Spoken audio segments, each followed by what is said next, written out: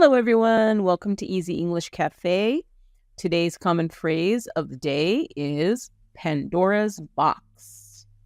The phrase is used when one small action or decision causes a chain reaction of difficulties or problems. It suggests that once something is started, it cannot be undone, and the consequences may be worse than expected. Often used in politics, business, and personal decisions where a small choice leads to unexpected trouble. Here are some example sentences to use with Pandora's box. Changing one rule in the school caused a lot of student complaints. It was like opening Pandora's box.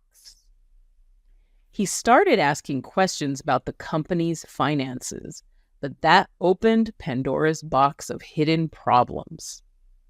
I just wanted to fix one small mistake, but it turned into a huge problem, like opening Pandora's box. So this phrase is used when one small action or decision causes a chain reaction. And of course, it suggests that once something is started, it can't be undone. So think about how you could use this in a sentence. Think about if you've heard this before in movies or television shows or just in everyday conversation, and try to use it for yourself. Please like and subscribe. We love your company, and we'll talk to you soon.